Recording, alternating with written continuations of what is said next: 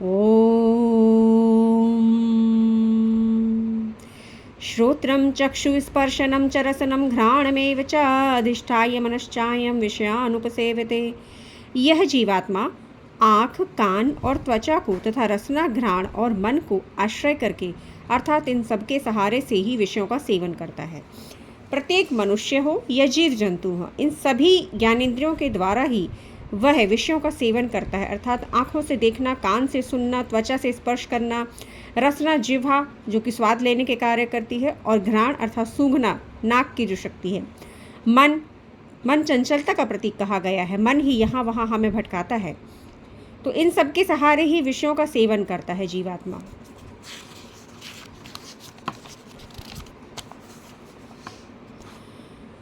उत्क्रामन्तं स्थितं वापि भुञ्जानं वा गुणान्वितं विमूढानानुपश्यन्ति पश्यन्ति ज्ञानचक्षुषः। शरीर को छोड़कर जाते हुए और शरीर में स्थित हुए को अथवा विषयों को भोगते हुए जीवात्मा को अज्ञानी जन नहीं जानते, केवल ज्ञान रूप नेत्रों वाले विवेकशील ज्ञानी ही तत्व से जानते हैं। यहाँ बहुत बड़ी बात की गई है मित्रों, शरीर को छोड़कर जाते हुए, क्योंकि प्रत्येक शरीर की एक पहचान है, बाहरी पहचान, और हम उसी के अनुसार कहते हैं कि यह व्यक्ति अर्थात कोई भी औरत, कोई भी आदमी या कोई भी बच्चा, कोई भी जाता है जब देह को छोड़कर, तो हम कहते हैं उसका नाम लेकर कि वह चला गया। लेकिन भीतर जो स्थित है उसे कोई नहीं जानता, क्योंकि विषयों को भोगता हुआ वह जीवात्मा, उसे अज्ञानी नहीं जानते हैं। केवल ज्ञान रूप नेत्रों वाले विवेकशील ज्ञानी ही तत्व से जानते हैं। अर्थात वह परमात्मा का वह अंश है जिसके द्वारा यह शरीर संचालित हो रहा था और वह इन ज्ञानेंद्रियों के द्वारा विषयों का सेवन कर रहा था। अब जब वह चला जाता है तो बाहरी पहचान के आधार पर ही प्रत्येक व्यक्ति कहता है कि यह चला गया, वह महिला चली गई, या जो भी आप नाम लेना चाहें, तो वह हम बाहरी पहचान के आधार पर ही बोलते हैं।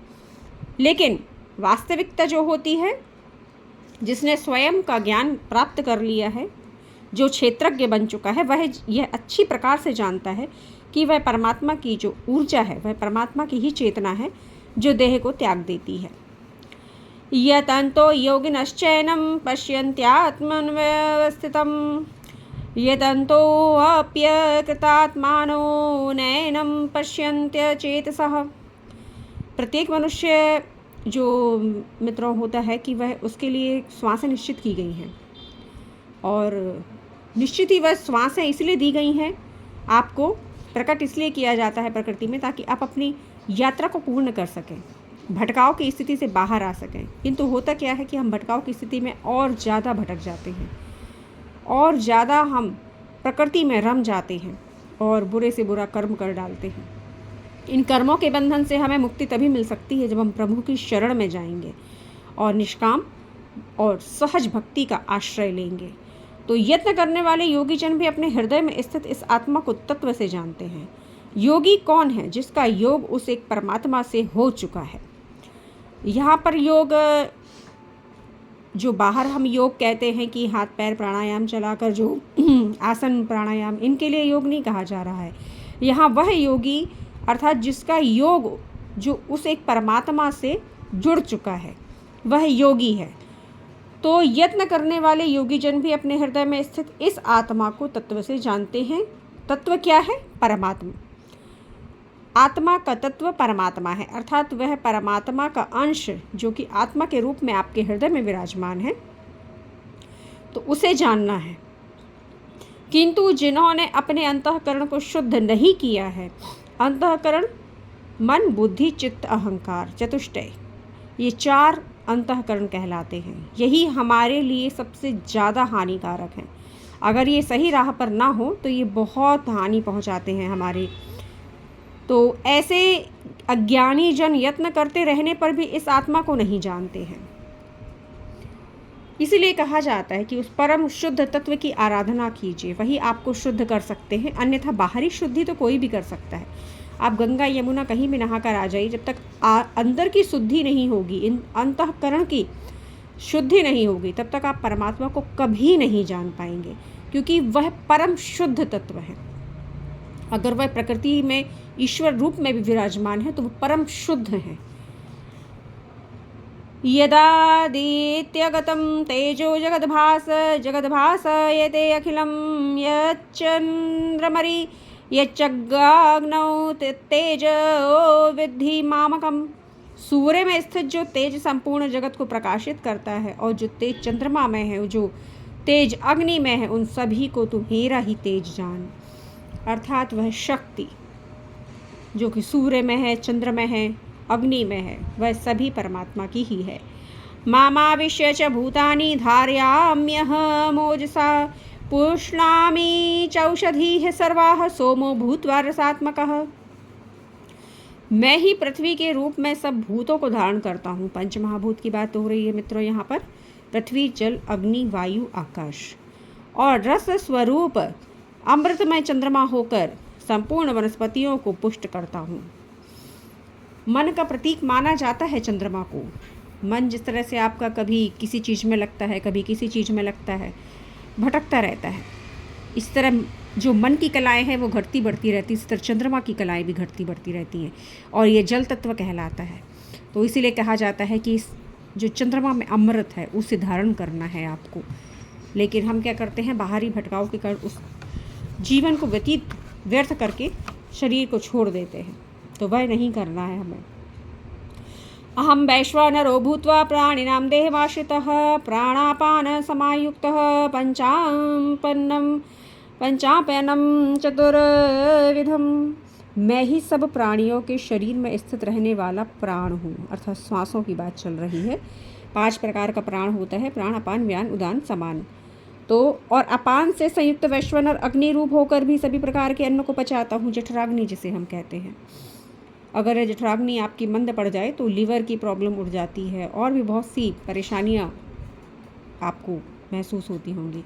तो इसी को, पंचाग्नि को जब आप शुद्ध कर लेते हैं तो आपके शरीर की व्याधियों का नाश हो जाता है।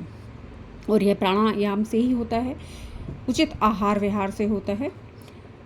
सर्वस्य चाहं हृदि सन्निविष्टो मत्तः स्मृतिर्ज्ञानमोपोहनं च वेदैश्च सर्वैरहमेव वेद्यो वेदांतकृतद्वेद विदेव चाहं। मैं ही सब प्राणियों के हृदय में अंतर्यामी रूप में स्थित हूँ तथा मुझसे ही स्मृति, ज्ञान और मोह भंग होता है। वेदों द्वारा मैं ही जानने योग्य हूँ और वेदों को जानने वाला भी मैं ही हूँ। तो मैं ही सब प्राणियों के हृदय में अंतर्यामी रूप से स्थित हूँ। तो मुड़िए स्वयं की ओर और बाहर की ओर ना जाकर भीतर की ओर जाइए, आपको उसे एक परमात्मा के निश्चित दर्शन होंगे। मैंने किए हैं, आपको भी होंगे। मित्रों, ये कहने में बहुत आप लोगों को असहज महसूस होता होगा कि मैं ऐसा कह देती हूँ बड़ी आसानी से, लेकिन जब जिसे हो जाता है ना तो वह सत्य उसके लिए स्वप्न नहीं होता है, कोई भ्रम नहीं होता है। सत्य सत्य ही होता है और सत्यमेव जयते, सत्य की सदा जीत ही होती है, विजय होती है। तो सत्य है वह परमात्मा, वह एक परम तत्व जो आप सभी के भीतर विराजमान है, लेकिन आप उसे देखने के बजाय बाहर की ओर भटक रहे हैं। तो अंतःकरण को शुद्ध कीजिए और परमात्मा की ओर मुड़िए। मैं ही सब प्राणियों के हृदय में अंतर्यामी रूप में स्थित हूँ तथा मुझसे ही स्मृति, अर्थात जो याददाश्त, स्मरण शक्ति कहते हैं, ज्ञान और मोह भंग होता है। वेदों द्वारा मैं ही जानने योग्य हूँ और वेदों को जानने वाला भी मैं ही हूँ। वेदों के द्वारा जानने योग्य वह परमात्मा है। और आश्चर्य की बात यह है कि जानने वाला भी परमात्मा ही है ना, क्योंकि परमात्मा के सिवा संसार में कुछ भी नहीं है। तो जहाँ जिसकी जैसी चेतना शक्ति है वह वैसा ही ज्ञानी बन जाता है। द्वाविमौ पुरुषौ लोके क्षरश्चाक्षर एव च क्षरः सर्वाणि भूतानि कूटस्थोऽक्षर उच्यते। इस संसार में नाशवान और अविनाशी 2 प्रकार के तत्व हैं। इनमें संपूर्ण प्राणियों के शरीर तो नाशवान और जीवात्मा अविनाशी कहा जाता है। वह परमात्मा तत्व को अविनाशी कहा गया है और संसार को नाशवान कहा गया है। तो शरीर वही संसारी है क्योंकि प्रकृति का ही अंश है और भीतर जो है वो परमात्मा का अंश है। तो ये 2 पाटन के बीच में साबुत बचा ना कोई। अगर आप परमात्मा की शरण में नहीं जाएंगे तो निश्चित ही बचेंगे नहीं, ये नियम ही है। कबीरदास जी ने ऐसे ही नहीं कहा था कि 2 पाटन के बीच में साबुत बचा ना कोई। तो माया और ईश्वर है ना। तो इन सब के बीच से बेहतर होता है कि आप ईश्वर को पकड़ लें, है ना। तो संसार में कार्य तो करें लेकिन मन अपना ईश्वर में लगा कर रखें, तो आप निश्चित ही पार लग जाएंगे।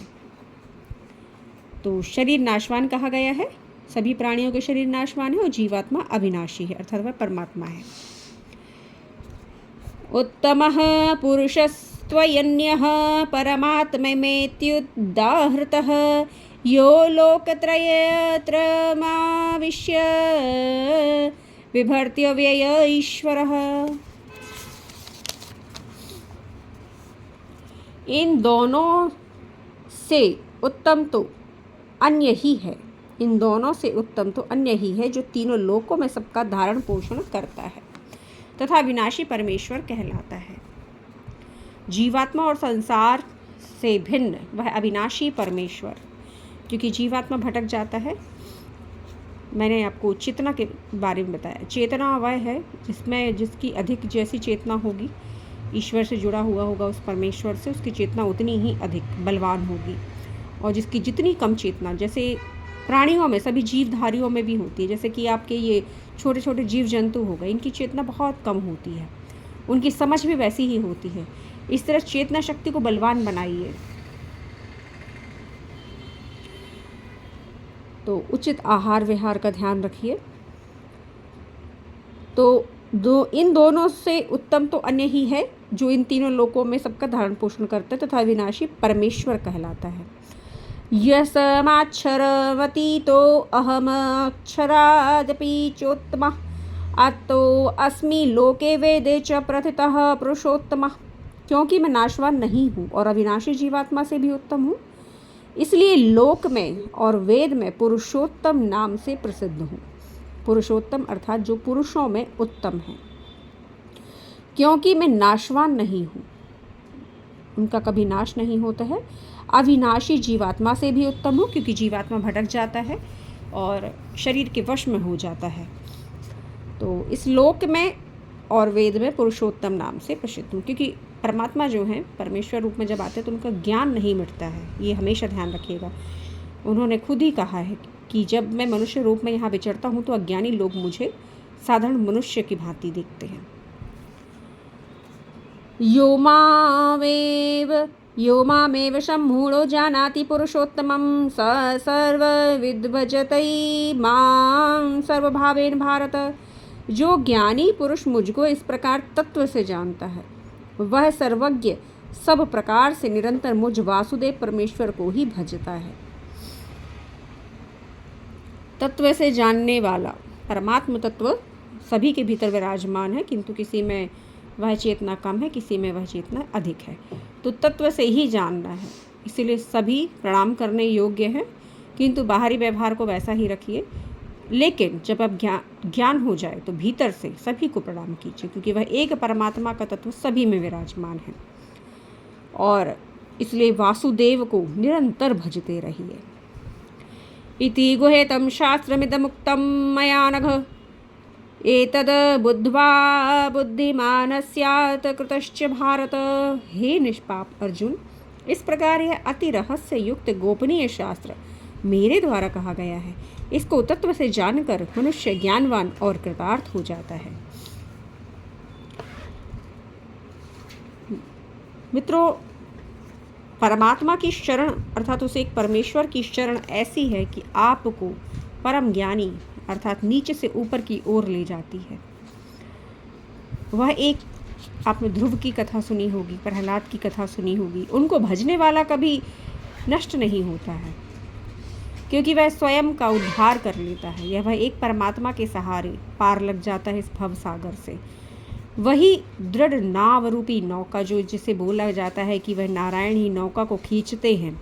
भागवत में आपने सुना होगा, सप्तऋषियों की नौका, जो सत्यव्रत होते हैं उनकी नौका को खींचते हैं प्रलय काल में। हमारे भीतर भी प्रलय होता है, अंत समय जब आता है ना, तो भीतर प्रलय कहलाता है, बाहर श्वासें छिन जाती हैं। तो उसमें जब आप डूबते रहते हैं, तो अगर आपने उस एक ईश्वर का सहारा नहीं लिया तो आपकी जीवात्मा डूब जाएगी। तो भजिए उस एक वासुदेव को, अर्थात उनका मंत्र है ओम। अक्षरं परमं ब्रह्म ज्योतिरूपं सनातनं गुणातीतं निराकारं स्वेच्छामयम् अनंतकम। प्रतिदिन जाप कीजिए, प्रतिदिन बोलिए इस मंत्र को। यह परब्रह्म परमात्मा का मंत्र है और आप स्वयं में वह ऊर्जा विद्यमान कर पाएंगे। स्वयं के लिए कीजिए। तो अर्पणा आध्यात्मिक जगत चैनल को सब्सक्राइब कीजिए और कृतार्थ हो जाइए और हमें भी कृतार्थ कीजिए ताकि हमारा भी मार्गदर्शन और आगे हो सके और हम लोगों का कर सकें। ओम तत्सदिति श्रीमद्भगवद्गीतासु उपनिषत्सु ब्रह्मविद्यायां योगशास्त्रे श्रीकृष्ण अर्जुन संवादे पुरुषोत्तम योगो नाम 15 अध्यायः सम्पूर्णम्।